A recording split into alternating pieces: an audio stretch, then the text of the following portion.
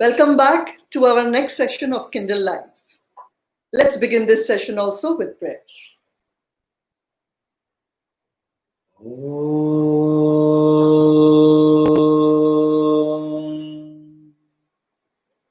Samasta Jana Kalyani Niratam Karunamayam Namami Chinmayam Devam Sadgurum Brahma Vidvaram Om Sahana Vavatu Sahana Bhunaktu Sahaviryam Karavavahai Tejasvinavadhitamastu ma Vidvishavahai Om Shanti Shanti Shanti Hari Om Shri Gurubhyo Namaha Hari Om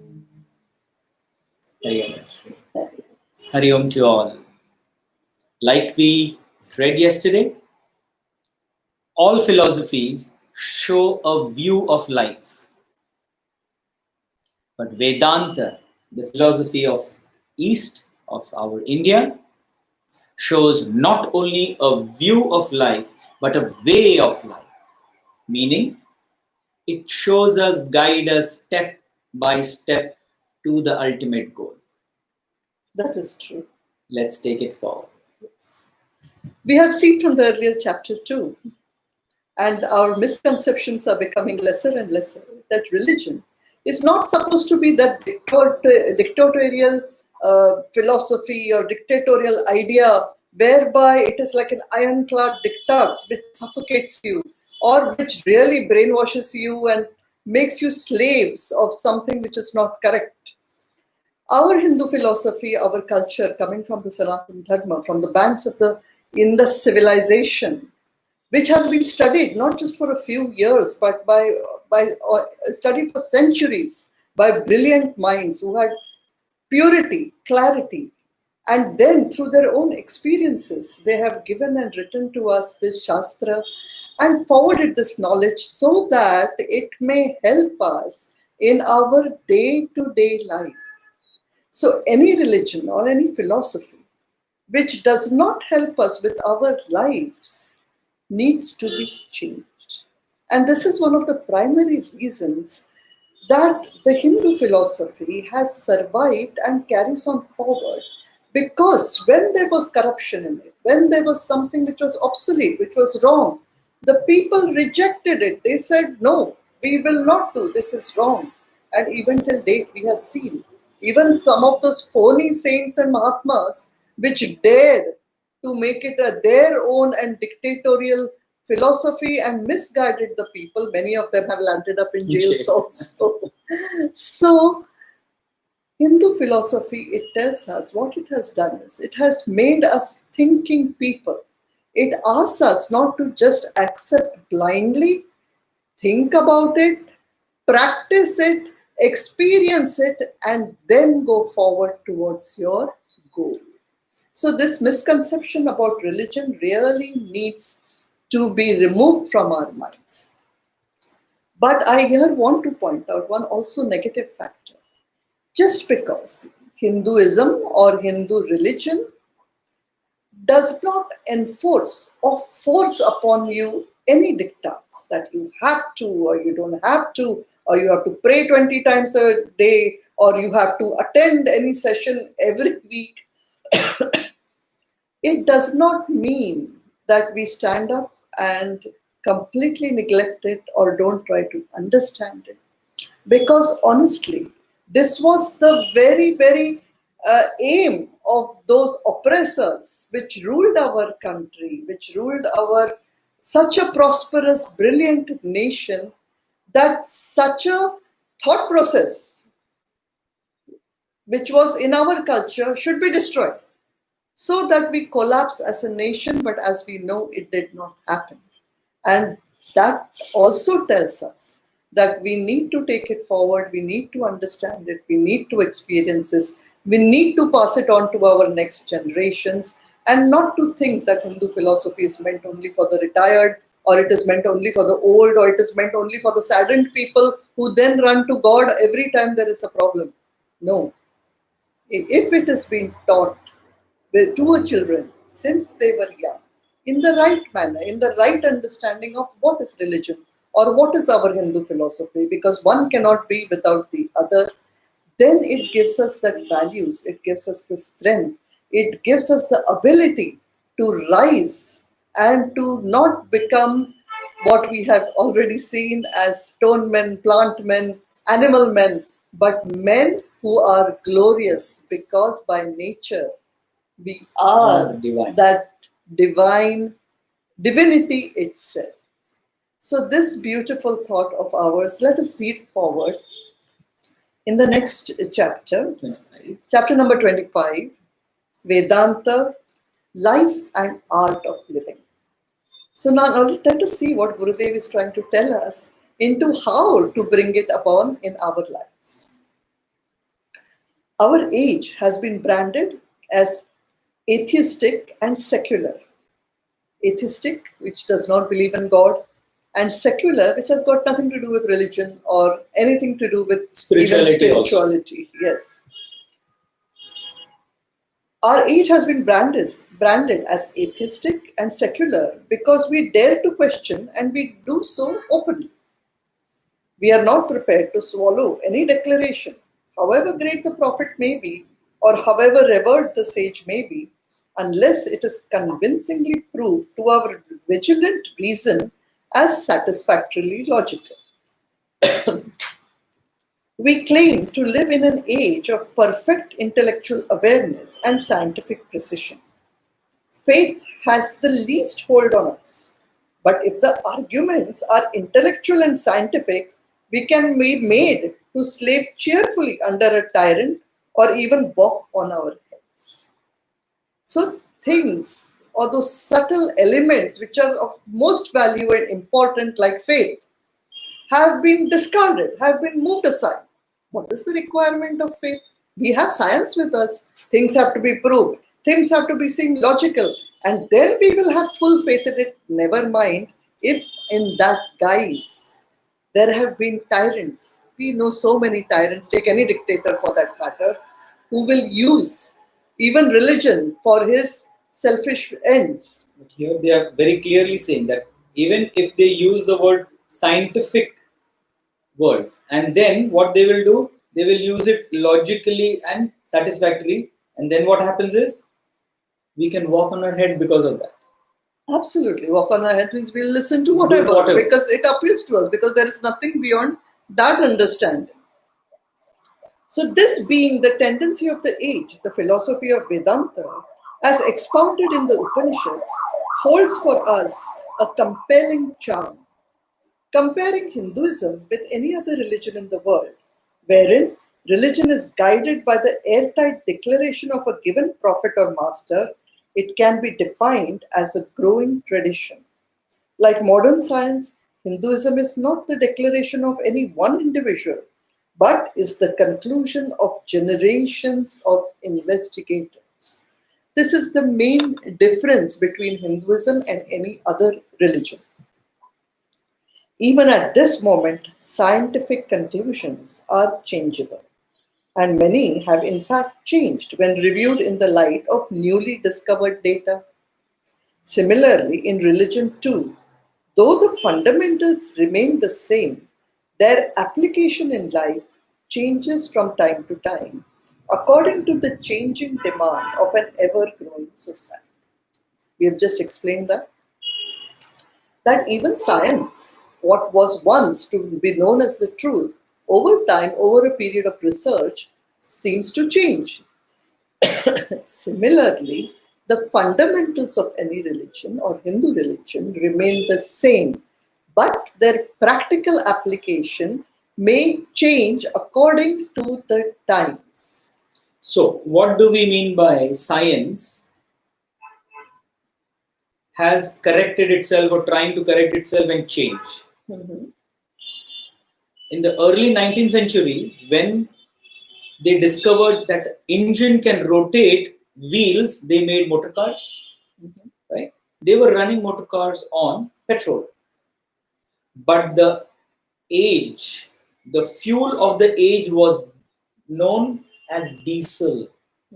You know this? Scientifically, it is called the fuel of the age because it was crude, but still diesel engines were made, and on crude oil, cruder than petrol, diesel engine was run, which was so cheap to use, which was easy to manage and everything, which was less combustible. But what happened with diesel? Today, after 100 years, 120 years, we are realizing it has polluted the entire environment. So what have the scientists done? They have accepted their mistake and they have changed it. What are we going to now? Electric cars. Non-polluting. This is what Hinduism is like.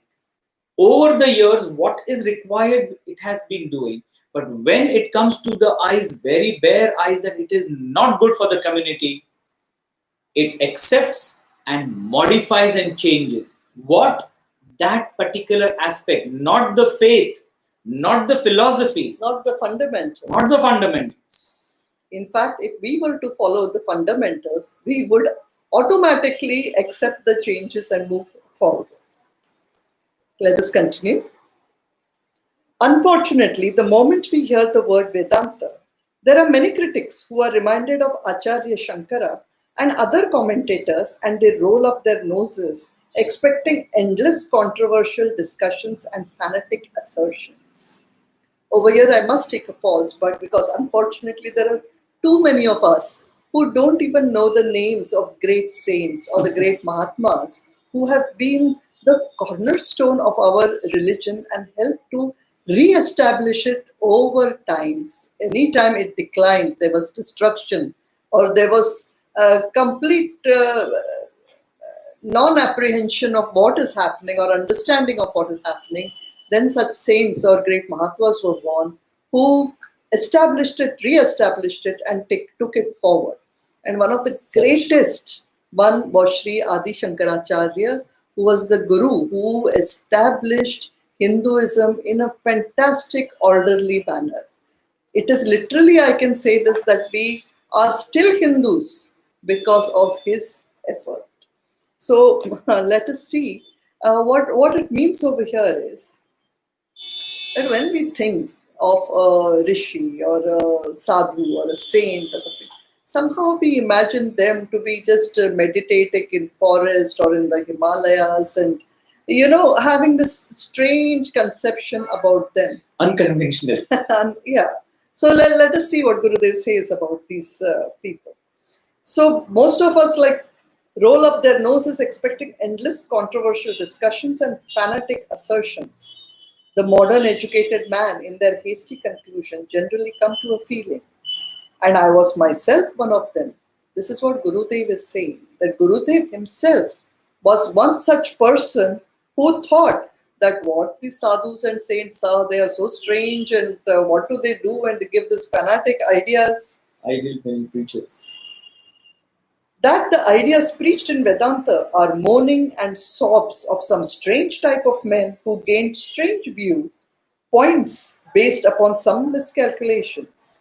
They were supposed to suffer from psychological perversions produced by their unnatural life of seclusion in the jungle during the days of self-denial and self-courted sufferings. So there was this sort of a conception about sages and holy men. But a little scientific scrutiny will reveal that these rishis exhibited no greater stranger peculiarity in their behavior and life than that of any genius of the present day. For example, watch a scientist, a poet, a painter, or a musician. If he be a genius in his life, completely dedicated to his work, if he be one who seeks his life's fulfillment in his chosen pursuit, we shall find that he does not subscribe himself to the commonly accepted traditions of living or behavior. He is so engrossed in his work that he has, as it were, no eyes to see others, no ears to hear anything else, no personality even to demand any of his fundamental rights apart from his freedom to pursue his sacred vocation. The idiosyncrasies of the artist, the absent-mindedness of the professor, the self-centered preoccupations of the thinkers, these are the common hallmarks of a single-minded devotion to a particular ideal. We really know of how many more scientists, poets, musicians who are so dedicated and so one single pointed focus they have that they really don't care about anything else. Artists, they don't see anything else. sportsmen. Many. So, of course, the rishis who had dedicated their life's pursuit only for spiritual goal may seem strange to other people because who meditated, who lived alone, who lived secluded, who put all their energies for knowing and understanding and experiencing the truth. So the comparison has been given. In this sense, if we try to understand the rishis as true scientists of living, we will realize that their solitude and detachment are the unavoidable necessities of their sacred vocation. In this perfect detachment, the rishi observed life and analyzed and reached certain conclusions. These conclusions were faithfully transferred to a set of his disciples initially, trained to use the instruments of the mind and intellect to make independent valuations of life as a whole. So, of course, the teachers had trained their students how to think, how to control their mind and intellect, and passed on these traditions to them. They were also taught to work out accurately its effect on individual persons under different sets of circumstances. What a particular thing does to another person over time in different circumstances, how the mind and intellect work. These deep studies of a human being were undertaken by generations from the Guru to the Shishya. All through these experiments, all of them recognized that the that the one unavoidable factor in life is that none can continue living life without experience, since life is merely a continuity of experiences. The moment the individual has stopped experiencing anything, within or without, he is considered to be dead. We already studied this in good detail, that life is nothing but a Continuous flow of sequence of series of experiences. Thereafter, decay sets in. When the experiences stop, you are dead. Thereafter, decay sets in, and the form and the structure of the person crumbles down to become the very elements of which it was constituted. This we know very well. That we go back to the earth in different forms. In every experience, man yearns to gain the perfection. He wants happiness and peace. Perfect peace and endless happiness satisfy him. Thus, seeking new occasions to experience a more perfect and a more complete happiness, he goes from one set of circumstances to another, created by changing the arrangement of things, all in the hope that he may procure for himself a greater and better happiness, fuller and deeper. Completely. So if we are not satisfied with one car, we change it to another car. If we move from one house to the another, we hope that it will give us more happiness, more peace, and so on and so forth. We do this in every aspect of our lives in the pursuit of peace and happiness. Simple. Why do we have so many different kind of colors in clothes? Yes. And almost everything we can find this. Everything, this aspect is there. Is there. Whatever be the type of experience we may gain, it is certain that an experience can be gained only when we come across the world of the experienced. The greater the understanding of the world of objects, the better shall be our relationship with it. With that right understanding, if we approach the world, it shall yield for us a fuller satisfaction and with lesser chances of disillusionment and despairs. The thesis that Vedanta propounds is that in our hasty, unintelligent evaluation of life, of things and beings, we have always made a wrong estimate of the world by superimposing false values of things, we have come to suffer the consequent imperfections in our experiences. This pale vision of a misinterpreted world, which naturally doles out to us our ample share of sorrows, is fully condemned by the wise seers in the Upanishads. They make a passionate appeal to man to make a right re-estimate of the world of objects. Oh my God.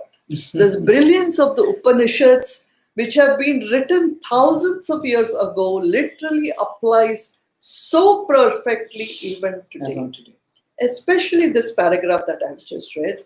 I appeal to all of you to read it once again. And you will see that when our relationship with the world of objects, which is outside, all of it today, we have not recognized the nature and not adhered to the laws of nature. We have plundered. We have really exploited everything that is there around us. We've not had a good relationship with the world of objects.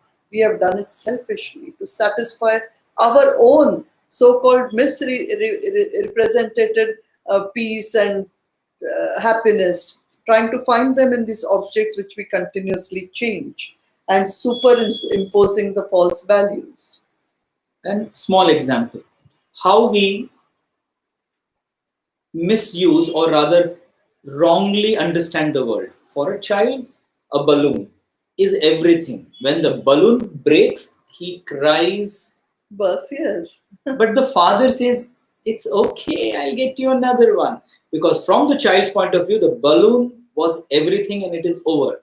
But from the father's experienced point of view, there is much more in life than just the balloon. The same child, when he grows older, he himself breaks all the toys that he has. Why? Because he just gets the energy to do it. Once again, it is a wrong way of contacting the world. When we grow up higher in our life, we get attached to so many things, to opposite sex, to things which we want to grab in life. But slowly as you grow older, you realize, oh, that is not so important in life. Life has got more meaning. Family is there, nation is there, country is there, the world is there. Slowly as you go ahead with your experiences, what you realize is the previous things that you were getting attached to were not right. Choices were not so right. This is exactly what Vedanta is telling us, that no doubt all these years and lives that we have spent, we may have felt that this was correct, that was correct. It is now time to see from the point of view of the rishis how to look at the world of objects and names and forms. Please. It is in this sense that Vedanta declares the world is unreal. The truth, Brahman, is the only reality. And in Sanskrit it is said beautifully, Brahma Satyam Jagan Mithya.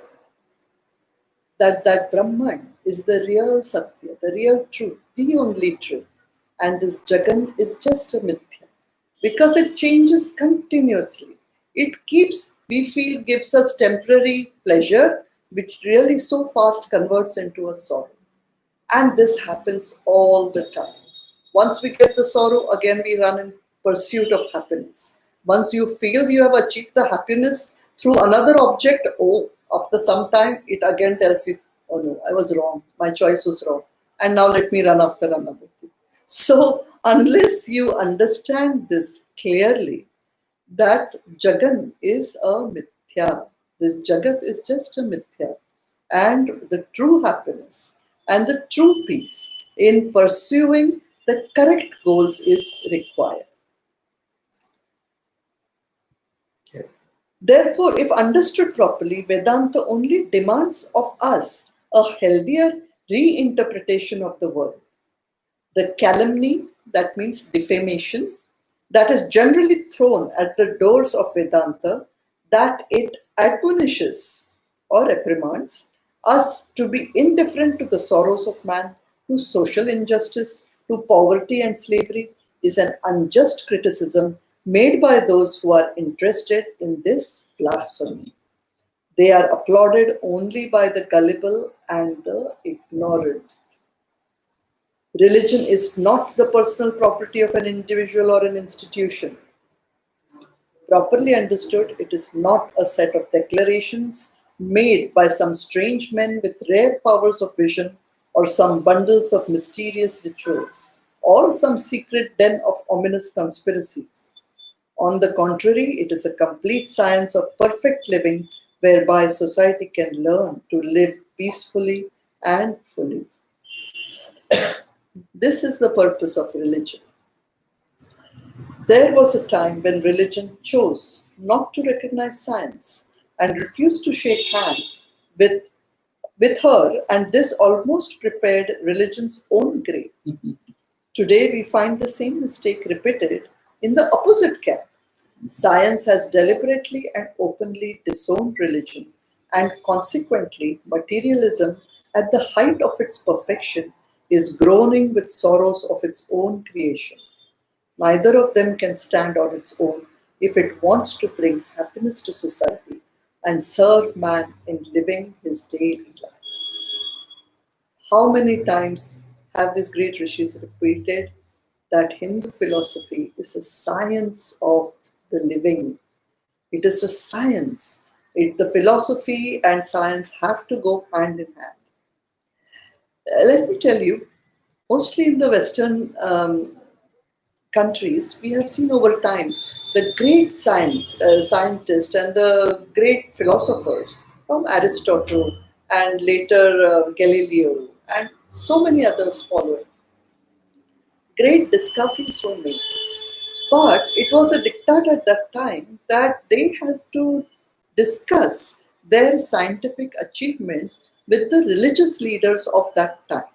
So science and religion sort of went together. And you will also know and remember this, that there were certain scientists, Galileo himself, when he proposed certain theories and certain aspects of science which he had discovered and written theories about, and then he approached the Pope and of the head at that time of their religion, and it was completely discarded to that extent that all his money and science achievement, it was thrown away. He was in fact imprisoned in his own house. He was not allowed, and there are many such examples when they declared that it was not the earth, but it was the sun, which was the center of our planetary system. This was completely discarded, and the scientists were, I think, hanged, or their heads were cut off, and things like that. So this was at that time when science was not accepted by religion. By Western religion. On the contrary, Yes. from time immemorial, the rishis of our land were called rishis because the word means seer scientist. They are visionaries. They are visionaries. So one side of the visionaries were for the inner, the subjective. The other were for the objective. Science was always appreciated in our culture, in our philosophy, in our land. Science was at par with religion. There was never such disbalance. The greatest discoveries which the world today is using have come from here, from our country, our nation, the rishis which were over here. Of course, they never claimed it to be theirs alone. It was to be used always for the whole of humanity, and that is what actually their philosophy and religion, our philosophy and religion says.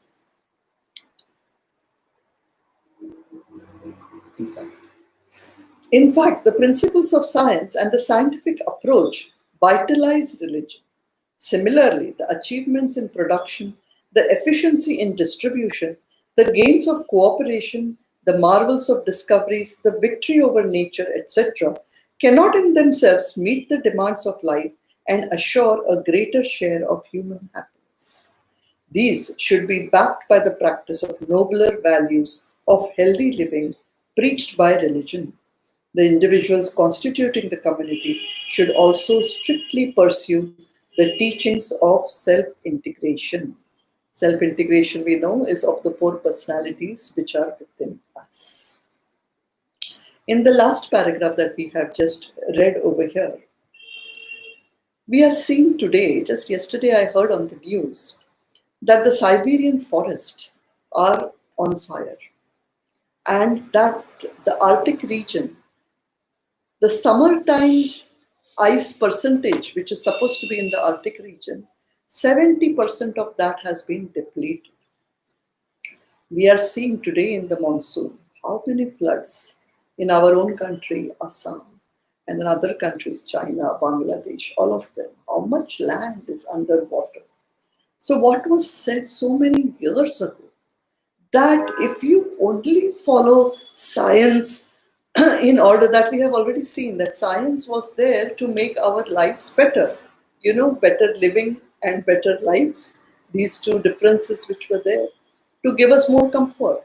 But on that journey of science towards making so-called living better, so much of corruption and plundering has taken place. And today we are suffering the consequences of that because it was done without any values, without following a system which the religion propounds or tells us to do so. And how much we feel that the need for it is there. It takes us back to the first chapter, freedom and licentiousness. Yes. So at least we are trying now, we are aware, and we continue on this beautiful journey. Ahead in Kindle Life, it will not be about the problems, of course, but it will also give us beautiful suggestions and practical applications of how to solve these problems, and for us to actually do and experience that it is happening to us. So that, let us continue tomorrow. And we stop over here today. Let us finish this beautiful session with prayers.